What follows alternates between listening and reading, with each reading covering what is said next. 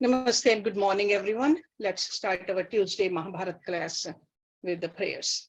Om Guru Brahma Guru Vishnu Guru Devo Maheshwaraha Guru Sakshat Parbrahma Tasmai Shri Guruve Namaha Om Bhur Bhavaswaha Tat Savitra Varenyam Bhargo Devasya Dhimahi Dhiyo Yo Prachodaya Asto ma sadgamya tamso ma jyotirgamya mrityorma amritam gamya Om Sehna Vavtu Sehna Bhunaktu Saviri Tejasvi Navadhitamastu Ma Vidvishavahi Om Shanti Shanti Shanti Om. Let's open our books on page number 397 and the chapter number is 27. And we saw how all the rules of the war are being broken. And the war is being waged at night also. So Ghatotkacha rules the night. And this night war was started by the Kauravas, if you remember that.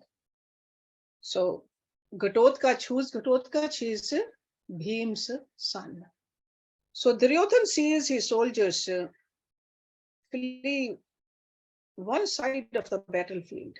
He sees Ghatotkacha advance on Karan and turns to Dushashan in alarm. Ghatotkacha rides at Karan with his camels. Take 10 men for every Rakshas. Go quickly, my brother. Karan must be protected. Dushashan turns to go when another Rakshas speaks out of the darkness. It is Jatasur, whose father Bhim once killed. On an adventure of his, in his element by night, he says to Duryodhana, this is my chance to avenge my father. Let me kill Bhim's son and drink his blood under the stars. Gladly, Duryodhana sends Jatasur out against Ghatotkacha. On his way, the demon kills 1,000 Pandav soldiers. He is taller than any of the Ghatotkacha's warriors, taller than Bhim's son. He is pale-skinned, for he is of another race of Rakshasas from another part of the earth. Jatasur does not ride into battle but comes to fight on foot. Like some curse, he comes veiled in Maya and can only rarely be seen. He roars at Ghatotkacha, you are neither a human nor one of our people. Get down from your chariot if you dare. Let us fight like Rakshasas. He cries out a resonant challenge in their weird tongue. Ghatotkacha leaps down from his chariot. The sight of them circling each other, one white and the other black, their eyes luminous, their ears pointed, their movements feline, makes the human soldiers around them shiver and step back. But torches are held for the two to fight to the death. Their roars are fearsome, their blows dark, whiplashes, soon blood blossoms on their faces. At times they lock with each other, so the muscles on their bodies stand out like serpents, glistening with the sweat that covers them. Then one of them wrenches free and flails at the other with a clenched fist, or a vicious kick too swift to see, felling him. But neither stays down for more than a moment. Two human armies hold their breath around the inhuman warriors. Long they fight until Ghatotkacha decides he has had enough of unarmed combat. With a blow like an earthquake, he knocks Jatasur down. Before that Rakshas can rise, Ghatotkacha sweeps up a long scimitar and hews off his head with a stroke that makes an arc of torches on its gleaming blade. Jatasur's scream echoes through the field, dying only when his head lands 20 feet from his body. Blood shining in a trail between Ghatotkacha picks up the grisly head and runs towards the Duryodhana's chariot. Gore from Jatasur's neck flows from his black body, and the men around him cover from Bhim's son. In a ringing voice, Ghatotkacha cries to Duryodhana, one must never visit a king without a gift. I have brought you a gift, Duryodhana. He flings Jatasur's head into his chariot at the Kaurav's feet. Duryodhana leaps back with a cry, his lips wet with Jatasur's blood. Ghatotkacha says, I will bring you another gift before the night ends, and one you will love, uncle. I will bring you Karan's head. Duryodhana stands too shocked to retort. With a smile, Bhim's son lopes back into battle. The Kaurav army parts for him, for he quickly finds himself facing the Lord of Ang by rushlight. Ghatotkacha's eyes are torches burning with their own fire. The Rakshas stands heaving before Karan. He stands swirled about in Maya, that mysterious being. At times the two armies see him, but mostly he is invincible. A hush falls on Kurukshetra, but it is broken by loud, rich laughter. Karan's eyes are not deceived for a moment by Ghatotkacha's Maya. He sees the Rakshas, wraith like, even when he is invincible to all the others. Karan throws back his head and mocks him with laughter, diminishing his spell of fear. Ghatotkacha answers the mockery with an astra that immolates 1,000 Kaurav soldiers. Kurukshetra is lit up with men burning like rushlights. Roaring, Karan loses 5 silver shafts at him. Ghatotkacha has been taught by his uncle Arjun and strikes them aside with ease. Again, the Rakshas fights with Maya, and now he not only makes himself invisible, but casts potent spells at his enemy. Great winds rise out of nowhere and blow after lines of Kaurav soldiers, or sheets of flame flash from the Rakshas' hands, ashing entire legions.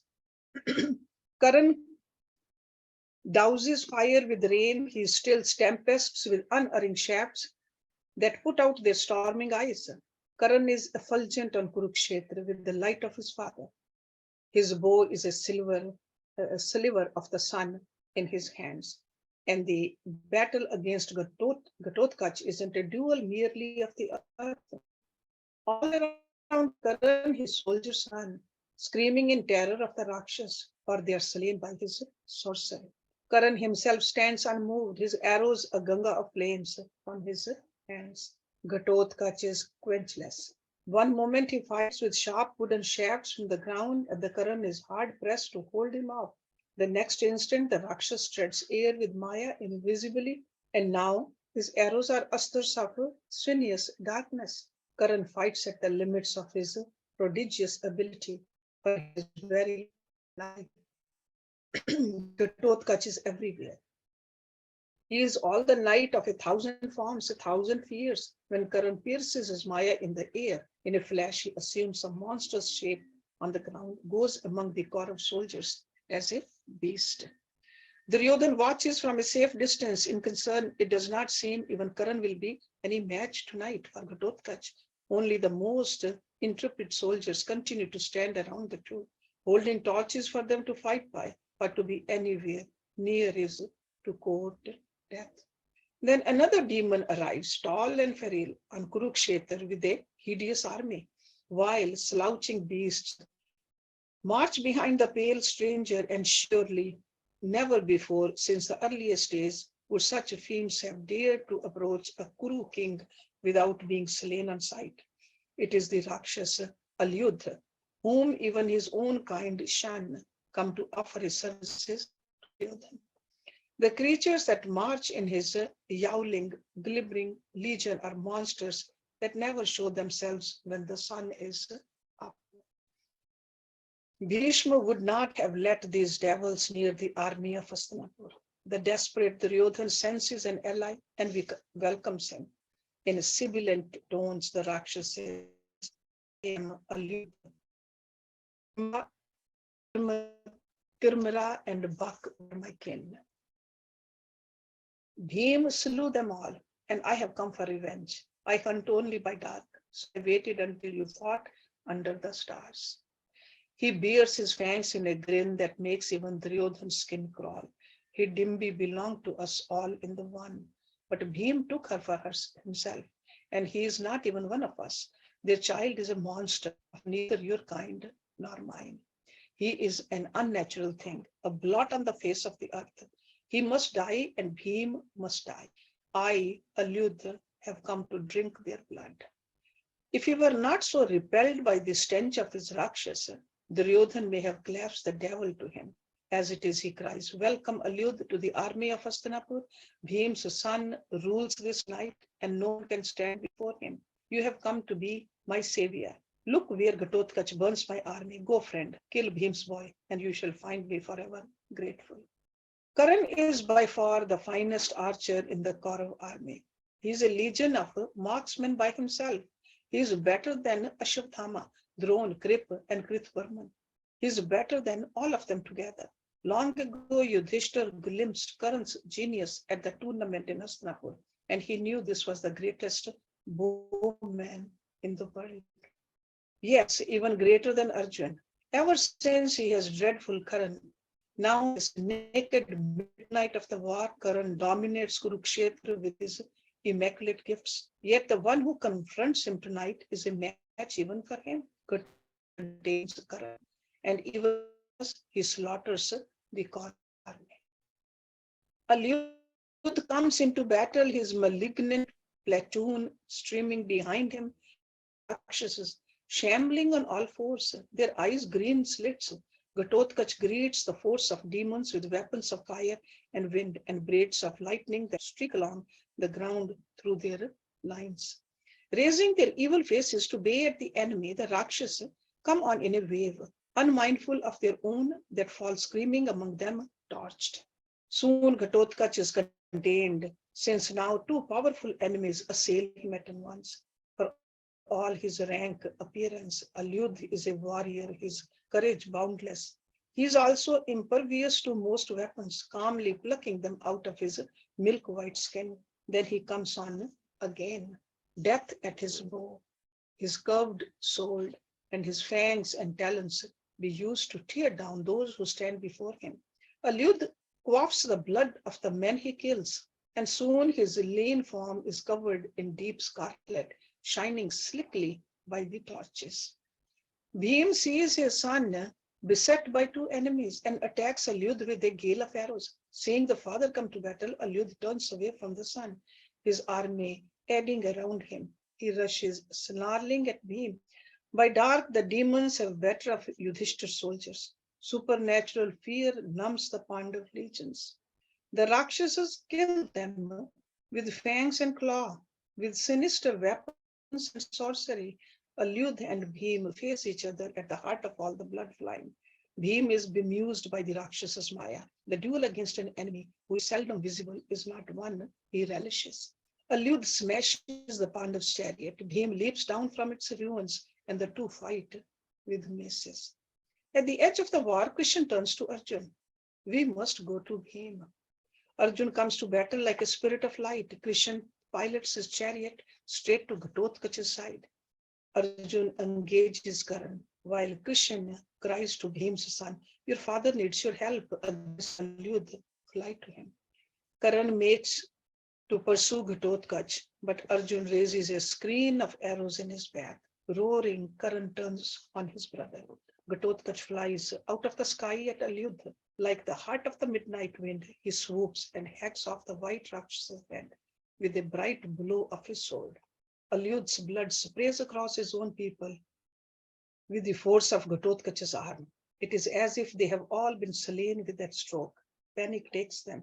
Maddened, they run every way, and the avenging Pandav army cuts them down as they please. Ghatotkacha picks up Alyud's head from the ground. Bearing it aloft, he runs to the Duryodhana's chariot again. Grinning, he flings the ready thing at the Kaurav's feet. Duryodhana jumps back from it with a roar. Ghatotkacha has already returned to the fighting. Bhim's son rules the knight's heart.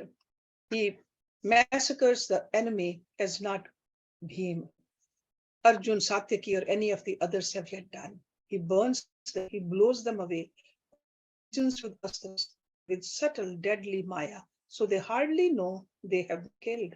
Only Karan keeps him from raising all the Duryodhana's army. Only Karan holds him up in the dark. When Ghatotkacha lashes down a torrent of fire on the horses, Karan blows the burning storm away with a Vaiva Astra. When it is a cloud of arrows with Rakshas conjures in the sky, Karan dispels it with an Indra. But Ghatotkacha is like two armies by himself, on the ground and in the air. Not even Karan can contain him entirely. In a chilling moment, Karan sees an entire complement of Kaurav soldiers beheaded by a flight of golden swords. To this he has no answer. Ghatotkacha's inhuman roars fill the darkness, and terror worse than death lays hold of Duryodhana's men. And the Rakshas is not alone. Beside him, his father and uncle kill thousands, and it seems the war will surely end tonight. Karan hears desperate voices cry to him, "Kill the Rakshas, Karan, or the war is lost." Ha! Save us, Karan. Kill the devil. Use your Shakti, Karan. Use Indra's Shakti against the beast, or we all die tonight. Kill him now, or everything is lost.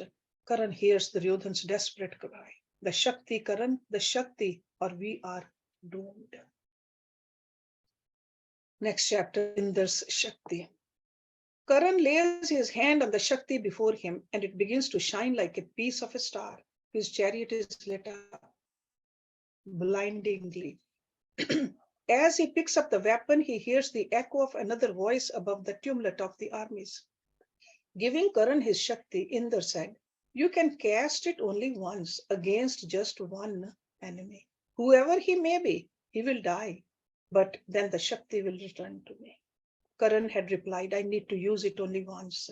I have only one enemy, Indra left. You mean Arjun, but Krishna protects him. Not even with my Shakti can you kill the Pandav." But Karan had hoped to cheat fate. Even after he discovered Arjun was his brother, the old flame of rivalry had not subsided entirely in his heart. He must show the world who its finest archer was.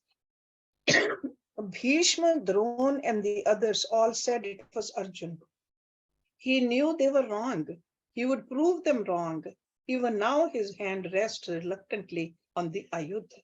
Indra had taken his Kavach and Kundal. Krishna had struck him deep by telling him Arjun was his brother. He cannot hope to defeat the Pandav without Indra's Shakti. That would be fateful indeed. A brother killing his brother with his father's weapon. But now the Rakshas threatens. The war will end tonight in defeat for Duryodhan if Ghatotkacha is not killed. Karan knows that if he uses the Shakti against Ghatotkacha, the war would be as good as lost anyway. For then, what weapon would conquer Arjun? Meanwhile, the sun is gory spectre on Kurukshetra. Again, Karan hears Duryodhan cry at him, "The Shakti, kill the Rakshas." Tears spring in his eyes, but he is strangely glad as well. Now he would not kill his brother, instead, he would die at his hands. Ah, sweet death, end of the long cruelty that had been his life. For his friend, he would die. For his brother, smooth fall. For his mother, for Kunti. That was what she wanted, wasn't it? That Arjun kills Karan. Karan raises the Shakti above his head. It is as if a midnight sun has risen on Kurukshetra. Light floods the field. Karan stands at the heart of that splendor. Tears like fire drops scald his eyes. With an echoing cry, he casts in the Shakti at Bhim's son. Time stands still as the Shakti flashes from his hands, seems to take an age to traverse the night to its target. Ghatotkacha stands helpless in its path, his mantle of Maya torn apart by crookends of the Shakti. Fearlessly he watches his death come for him. All his wild and tender life flashes before him in the yawning moment the Ayudha takes to arrive. With a roar beginning on his lips, Ghatotkacha grows big as a hill. He towers over the Kaurav army. Before his roar ends with a report like 10 thunderclaps, the Shakti crashes into his chest in an explosion of light. The weapon blows a great hole in Ghatotkacha's chest, killing him instantly. He falls like a mountain on Duryodhan's army, crushing tens of thousands of soldiers in his final moment. The whole Akshoni, just as he intended. In the shocked silence, Bhim's roars echo. Again and again, the Pandav roars his grief into the still light. That sound is music to Duryodhan's ears. He flies to Karan, pulls his friend into his own chariot and embraces him. His arm around his warrior, Duryodhan rides triumphantly through his army, and the soldiers cry out Karan's name, Duryodhan's and Jay. At the edge of the battle, Bhim sits on the ground and buries his face in his hands. A moment ago, it seemed Ghatotkacha by himself would win this war for them. Now the shock of his death lances through Yudhishthir's legions. Numbly, the Pandav king rides to Bhim's side. Yudhishthir is also sobbing helplessly. Ghatotkacha was his first nephew and always his favorite child. He sits beside Bhim, bereft on the ground. The stricken Bhim, Yudhishthir takes his brother's hand. He wipes Bhim's tears while his own flow. Their arms around each other, the two of them mourn. All the Pandav army is stunned, falls. There is one exception. Nation exults. Arjun climbs down with his chariot and stands too shocked to shed a tear. But his Sarthi leaps down from his chariot, head in unashamed delight. Crying out in jubilation, he embraces Arjun. The soldiers around them watch the strange sight curiously. Arjun turns on Krishna in anguish. My lord, am I dreaming or are you pleased Ghatotkacha is dead? Bhim's son has died. What makes you so happy? Krishna takes Arjun by his shoulder. This is the happiest day of my life. I don't celebrate Ghatotkacha's death, but the manner in which he died. What do you mean? The war is won. Don't you see, Arjun? Ghatotkacha's life was the price of victory, and I swear he will not have died in vain. Now Yudhishthir will surely sit upon the throne of the earth. Whatever do you mean, Krishna? I don't understand a word you are saying. So now Karna is dead, the only man I feared of the enemy. You still don't see. The Shakti, Arjun, he could use it only once, and he has. If you knew how many sleepless nights I have spent thinking of Karan with his Shakti, perhaps you would understand my relief. Arjun, Ghatotkacha has died in your place, and I don't fear Karan anymore. Arjun still looks puzzled. Krishna goes on, more softly now. Everyone said Arjun is invincible, that he is the greatest Kshatriya on earth. I knew they were all wrong. Karan would have killed you with the Shakti. Do you know what Duryodhan said to me when I went to try to make peace in Hastinapur? He said, I have Karan on my side. He by himself will win the war for me. Bhishma and Drona scoffed at him, and they would, because they believed their Arjun was invincible. But Duryodhan loves Karan, and his love made clear-eyed than the rest. Arjun, Duryodhan was right. Only he realizes Karan's true worth. His voice is a whisper now, deafening Arjun. Krishna says, you see, I also knew the truth, that all of the archers on earth, Arjun is not the greatest one but Karan. You may have beaten him twice, but you are not his equal at all. There is no archer like Karan. Before the war began, Bhisham contemptuously refused even to include Karan among the Maharathiks of the Kaurav army. He said that without his Kavach and Kundal, he was at best an Ardh Rathika. But your Pitama was wrong, you know. Why, as long as Karan had Indra's Shakti, not the armies of Devlok could face him. As long as he had either his Kavach and Kundal or the Shakti, not Indra, Varun or Kuber could defeat him. Not you with the Gandiv, not I with the Sudarshan could kill Karan. Now he is like a serpent without its fangs. He is not immortal anymore. Even now, only you can kill him, Arjun, but at least it can be done. Arjun listens, astonished. Satyaki has joined them. He also amazed by what Krishna says.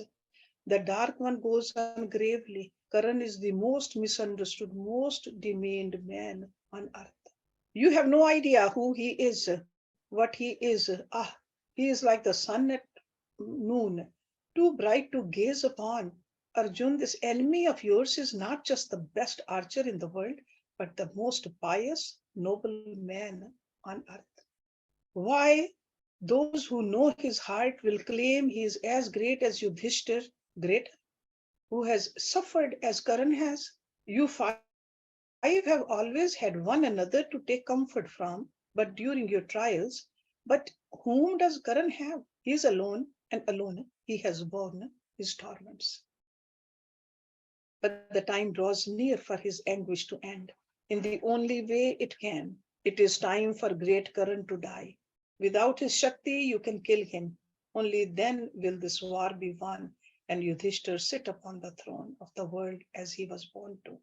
You ask me why I rejoice at Ghatotkacha's death? I rejoice because he gave his life to save the world. He gave his life so your life may be saved. He made the noblest sacrifice of all, the needful one. They hear exuberant roaring as the Kaurav army comes streaming back into battle to celebrate Ghatotkacha's death. Satyaki asks, but Krishna, why didn't Karan use the Shakti against Arjun? Krishna smiles. He says every night they would speak of nothing else in their tents. Duryodhan, Dushashan, Shakuni, and Karan. All these days, Karan stalked Arjun so he could cast the Shakti at him. But I knew he had the weapon, and that is why Arjun, time and again, I avoided Karan. When once or twice we did face him, I made him forget he had the Shakti. The battle rages once more by the sea of torches. Krishna says, Drona is attacking us again.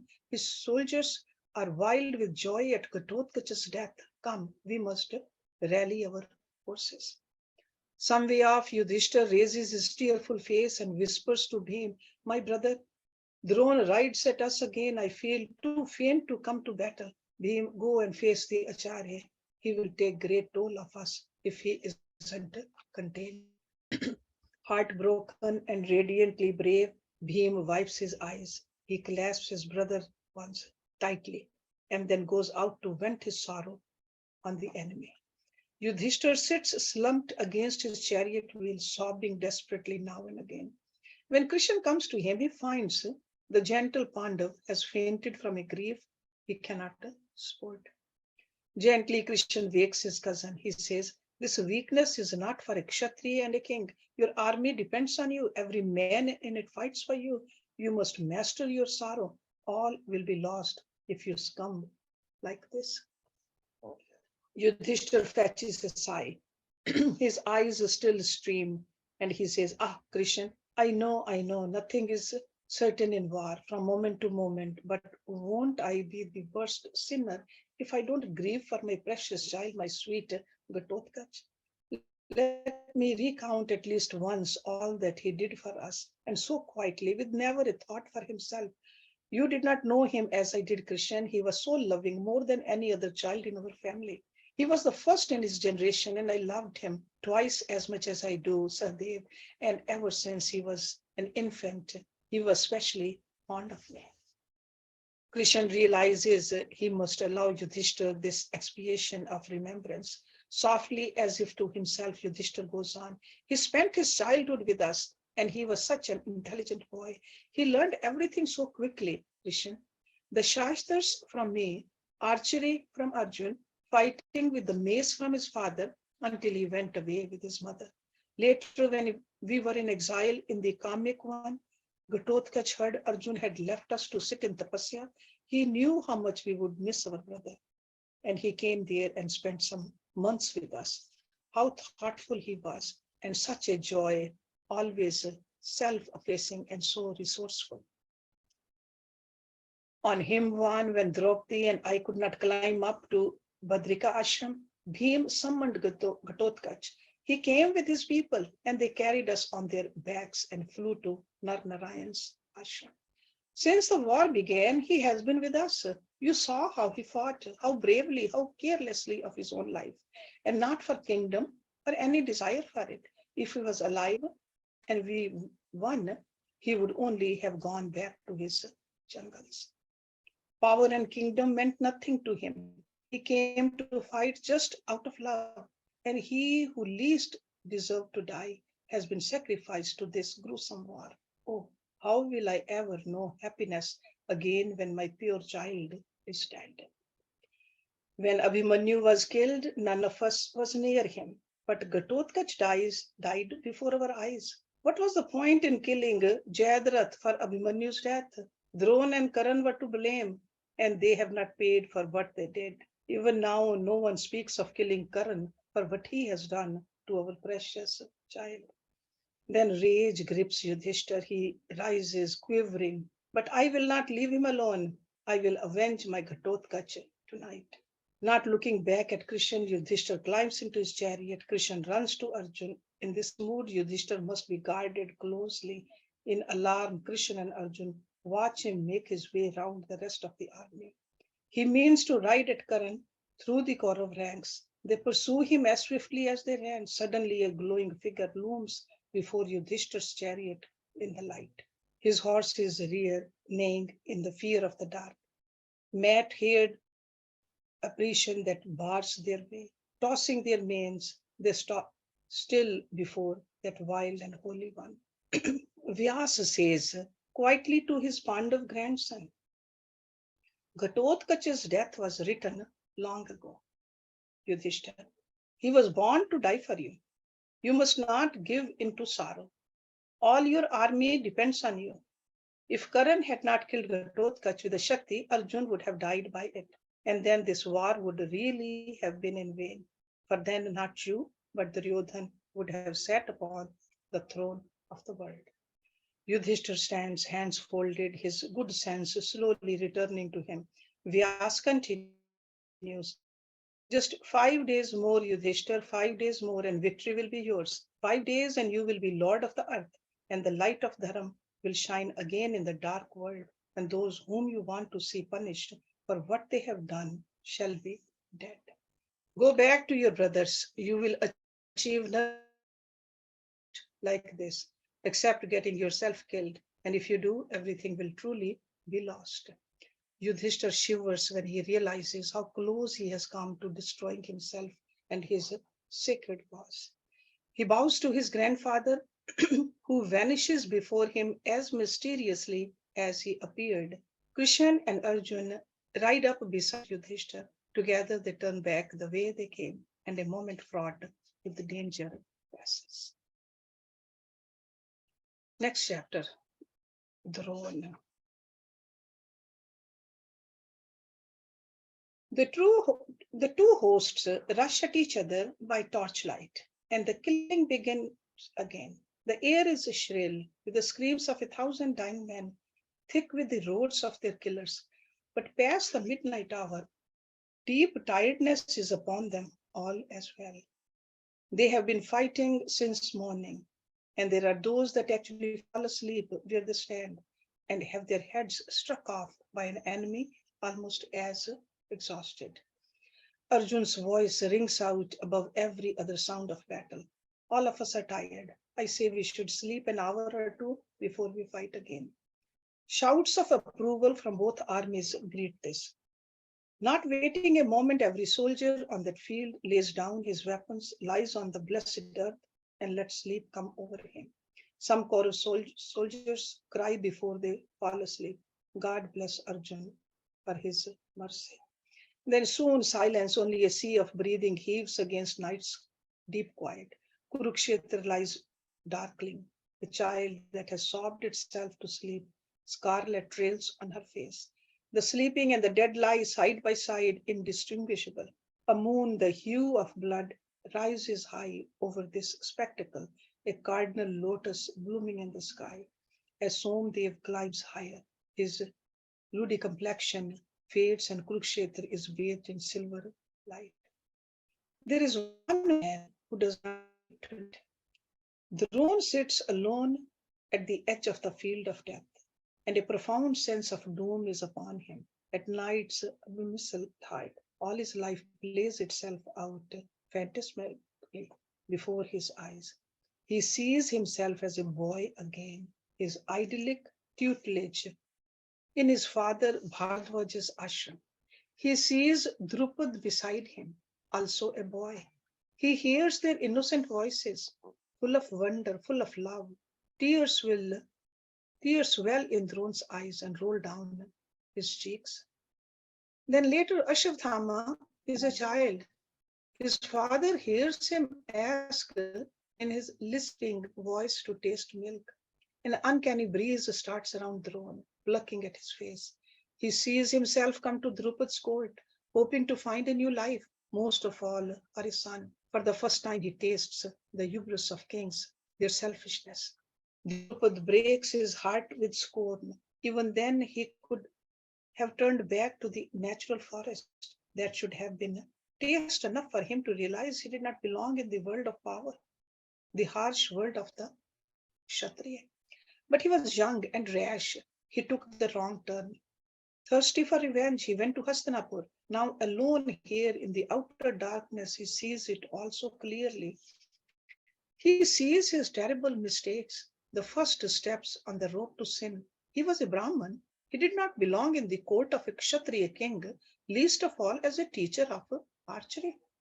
But he also realizes he could hardly have helped himself. Untenable sorrow turned into the rage that obsessed him, sorrow and his pride. If only he had understood this then, they would not have consumed his life. He sees himself walking into Hastinapur to Krip's house. He sees it all as if it was happening again before his eyes. In this dense night, full of ghosts of every kind, full of the lost times of the earth, he went to Bhishma and told him how Drupad had humiliated him, and he wanted revenge. The Kuru Pitama smiled, a smile that mocked Drona's youthful earnestness.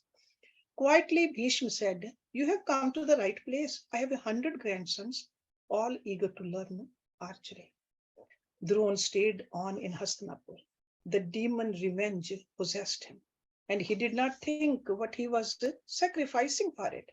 Over the years, he lost the gentleness that should have been part of his nature. He lost the dignity and freedom that should have been his. He became just a hireling of the Kurus. Over the years, this gnawed at him. Yet more than anything, he wanted revenge against Drupad. Revenge he had when Arjun routed the Panchal king. But when Drona saw his childhood friend humbled before him, he cried, "I only wanted to teach you a lesson. Let us be friends again." How naive he had been to think a Kshatriya would forget that shame or ever think of him as his equal. Drupad prayed for a son who would kill Drona. The breeze swells into the midnight wind, whispering death around Drona, sitting alone at the edge of Kurukshetra. As the moon washes the violent field in spectral light, his life plays itself out before his very eyes, yearly. The Brahman sees himself as a master to the Kuru princes. There too he had been a failure. Very early he had noticed the growing enmity between the sons of Dhritarashtra and the sons of Pandu. As a guru, he could have tried to put an end to that fledgling antagonism, to nip it in the bud, but he had not thought of this as being part of his duties. Indeed, he had subtly fueled that hatred by turning a blind eye to it, because he thought it helped the princes compete more intensely and thus excel. This was where his indifference had led them all. Out alone on the deathly field, Drona realizes he had not loved his wards as he should have. He had seen them only as warriors of the future, not as human children. Now Drona's eyes leak pointless tears, and the cold wind dries them on his face. He should have gone back to the forest when the prince's instruction was complete. The wilderness would have healed him. It would have eased away the worldly mantle with which he had covered himself. He would have been his own master again, and for a proud spirit like Drona, that would have cured him as nothing else. But he lingered on in Hastinapur until the fateful game of dice was played. Even then, it was not too late. He could have spoken out for Dharam. It was not as if he did not know who was right and who was wrong. Like Bhishma, he remained silent. Was it because he revered the Pitama so much that he could not bring himself to speak out when the patriarch held his peace? On Kurukshetra tonight, as two armies lie around him, asleep and dead, Drona faces the terrible question from himself.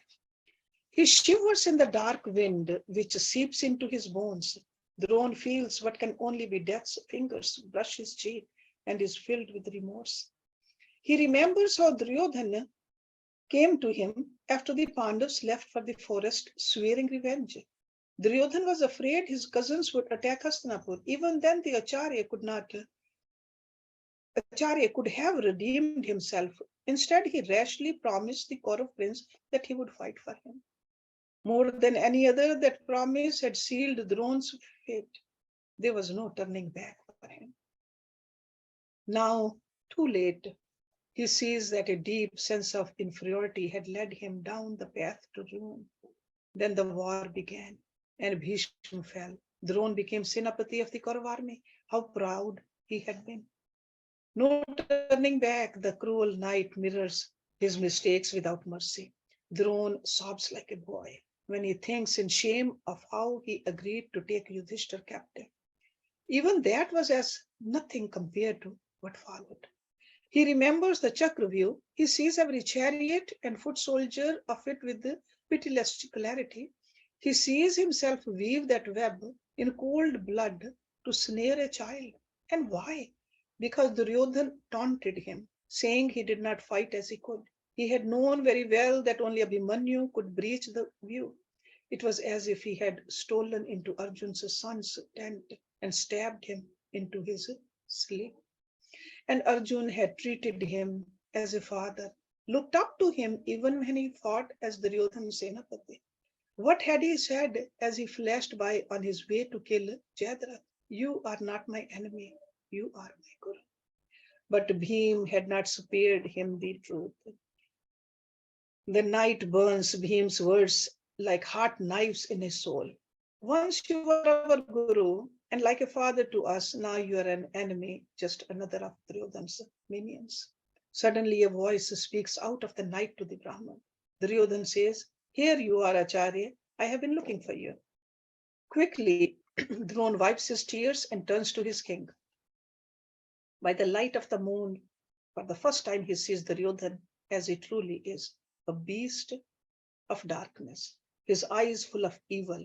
Drona controls himself and says, Yes, Duryodhana, is there something you wanted to say to me?